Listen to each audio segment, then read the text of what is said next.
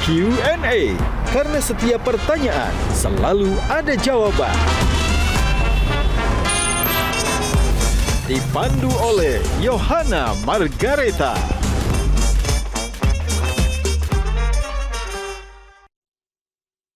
Dipersembahkan oleh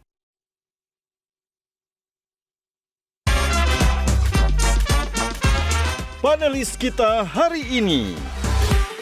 Jadi sebenarnya kalau misalnya dulu pas Mas Rifat masih balap, itu kayak ada ritual yang dilakukan nggak sih sebelum balap? Apa sebetulnya yang kamu pingin dari kamu dengan apa yang kamu kerjain sekarang? Rally ini bukan cuma untuk orang tajir. Kira-kira gimana tuh? Sekarang ini terutama yang di rally ya Pak ya. Kondisinya saat ini seperti apa sih menurut pandangan Rifat ya? Only regret the thing that you never done. Lu cuma boleh menyesali hal yang tidak pernah dilakukan. Yang udah dilakukan ya udah. Gajah Duduk dipilih karena sudah lama hadir dalam mewarnai perkembangan berbusana di Nusantara dan telah melekat di hati lapisan konsumen secara turun-temurun. Perkembangan sarung sedemikian pesatnya, sehingga sekarang tidak hanya dikenakan oleh pria sebagai outfitnya, karena kain sarung Gajah Duduk menawarkan kenyamanan yang sesungguhnya, serta tidak bisa dibandingkan. Hal ini sesuai dengan tagline kita, Legenda Nusantara, bahwa sarung adalah budaya kita, sarung adalah Indonesia.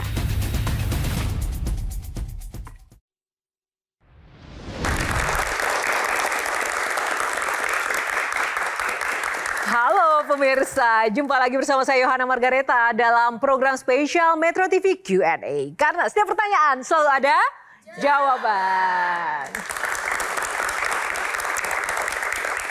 Pemirsa, terima kasih kepada Anda yang sudah setia menonton Q&A dan juga terima kasih untuk para penonton yang hadir di studio kali ini. Terima kasih teman-teman mahasiswa dari Jakarta.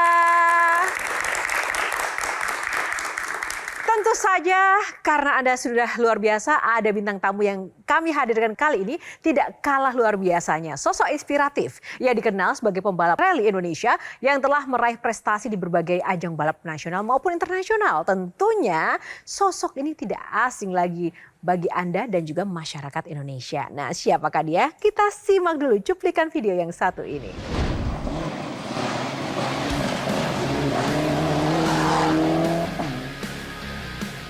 Rifat Sungkar adalah pebalap rally Indonesia yang telah meraih prestasi di berbagai ajang balap internasional. Lahir dalam keluarga pecinta otomotif, ia tumbuh menjadi sosok yang disegani di dunia rally dengan 8 gelar juara nasional dan pengalaman balap di kejuaraan bergengsi seperti Asia Pacific Rally Championship dan World Rally Championship. Momen penting dalam karir balap Rifat Sungkar terjadi pada tahun 2006 ketika Indonesia untuk pertama kalinya mengirimkan tim Asia Pacific Rally Championship dengan nama Indonesia Rally Team. Rifat berpasangan dengan co-driver M. Herkusuma dan mereka berhasil menempatkan bendera merah putih di podium juara sebanyak 3 kali dalam musim debut mereka. Keberhasilan ini pun mengukuhkan posisi Rifat sebagai salah satu pebalap Indonesia terbaik di kelas internasional. Lalu, apa kabar Rifat Sungkar saat ini? Masihkah suami artis Sissy Priscillia ini masih setia di dunia rally-nya? Langsung saja kita tanya, karena setiap pertanyaan selalu ada jawaban. Langsung saja, kita akan undang bintang tamu kita malam ini, Rifat Sungkar. Halo Mas Rifat, tepuk tangannya dong, lebih keras lagi. Halo. Apa kabar Mas? Kabar baik sekali. Sibuk apa nih sekarang nih? Kemana aja? Lama nggak kelihatan ya? Iya, lagi sibuk. Kalau sekarang yang paling sibuk adalah saya jadi wakil ketua umum IMI, IMI Mobility khususnya untuk membawa ke semua komunitas. Terus sibuk ya ngajarin adik-adik supaya bisa jadi pembalap yang lain. Saya udah lama balapan terus, masa saya terus. Jadi ya waktunya untuk mengajarkan mereka. Dan terakhir ya banyak spend time sama keluarga aja. Inilah regenerasi, tipe pemimpin banget nih ya. Baik, Mas Rifat, terima kasih sudah berkenan di Q&A. Sebelum duduk ke situ ada syaratnya dulu. Jawab pertanyaan cepat ya. Rally atau drift? Rally. Pasta atau nasi goreng? Pasta. Mobil klasik atau mobil sport? Mobil klasik pasti 100%. Koleksi mainan Lego atau koleksi mobil? Mobil lah. Mobil, Itu lebih penting. Lebih penting mobil dari istri. Nah ini pertanyaannya, balap atau istri?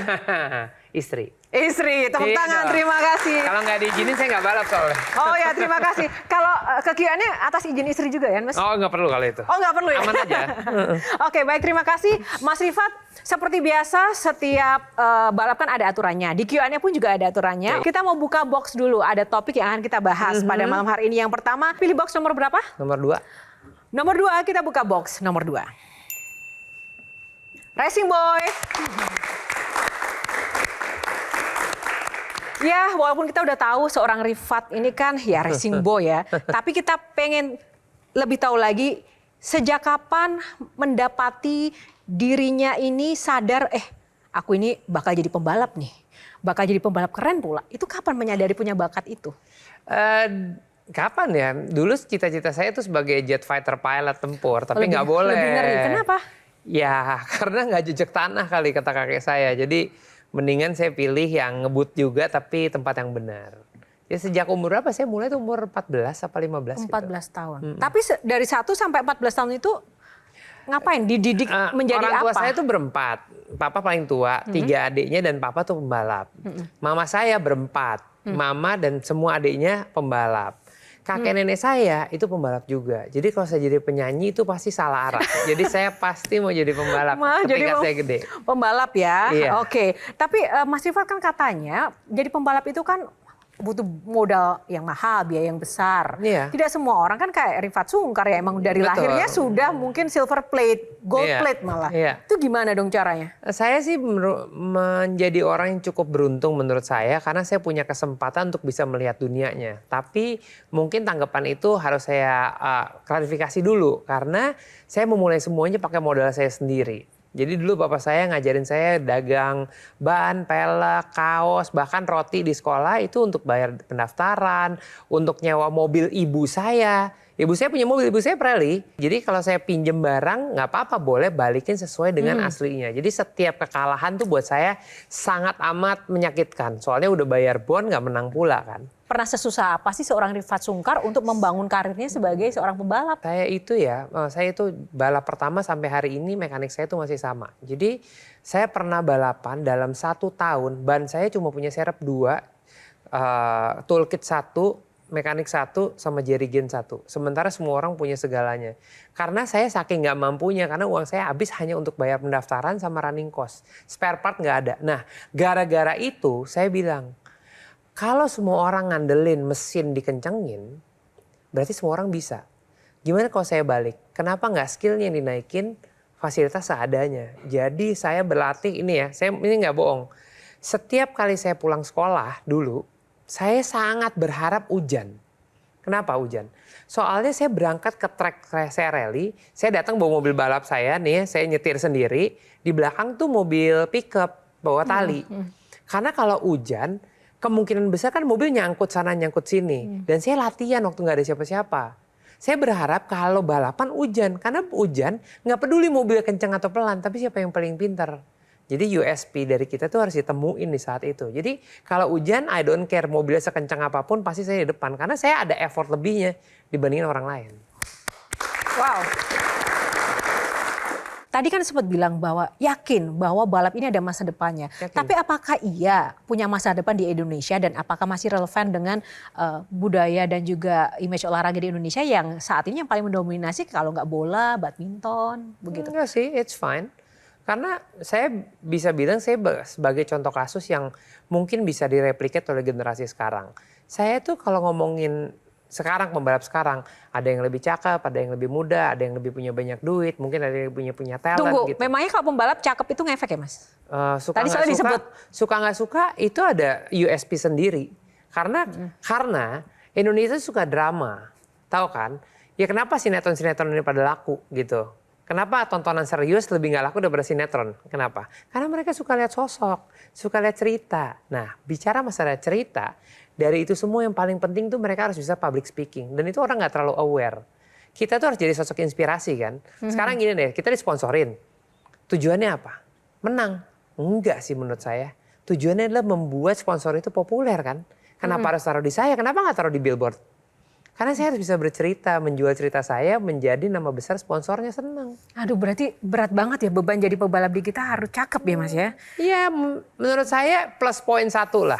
Oh gitu ya? Iya, saya gendut aja ya nggak, cakep lumayan lah. Tapi Saya nggak gendut. bilang sih. Nama saya Rifat, jadi emang udah pasti gendut. Rifat. Kalau saya mau kurus harus jadi Rifit. Rifit. Mas, tapi bicara soal itu ya, itu kan Mas Rifat men-shaming diri sendiri ya. Iya ya. Iya dong gitu. Memangnya pernah ada yang ngatain soal body shaming atau pernah dibully nggak sih seorang Rifat Sungkar? Karena kan ya oke lah, berada udah tajir nih ya kan, pebalap pula, oke good looking pula. Jadi apa yang kekurangan? Tapi pernah nggak dibully? Sering. Tentang Ya karena saya lebih besar daripada yang lain. oh. Tapi saya ambil baper itu nggak? semuanya enggak. Justru saya ngambil itu semuanya justru jadi senjata saya. Kalau saya kalah ya pantas, kalau saya menang, kenapa lu nggak jadi gendut? Kenapa kalah sama gua? Iya Oke, kan? boleh sih. Oke.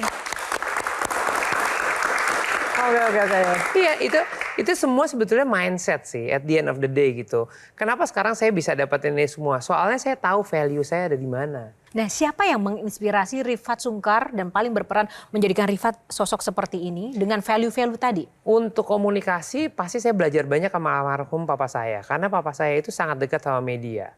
Dan dia selalu ngajarin, Fat, kalau kamu ada di satu lokasi yang penontonnya 1000, kamu jangan lupa. Kamu tuh harus lebih dekat sama media. Kenapa? Karena satu media mungkin yang baca 10.000. Bayangin kalau kamu dekat sama 10 media, berarti kan yang baca kamu 100.000. Sementara on ground cuma ada 1000. Jadi di situ yang saya dekat. Tapi surprisingly, untuk nyetir kayak begini, itu ibu saya. Karena ibu saya itu pembalap dan mobil pertama saya dan saya pertama kali bisa nyetir pun naik mobil rallynya ibu saya. Ayo undang mamanya Mas Rifat Sungkar, Ibu Ria Sungkar. Silakan masuk.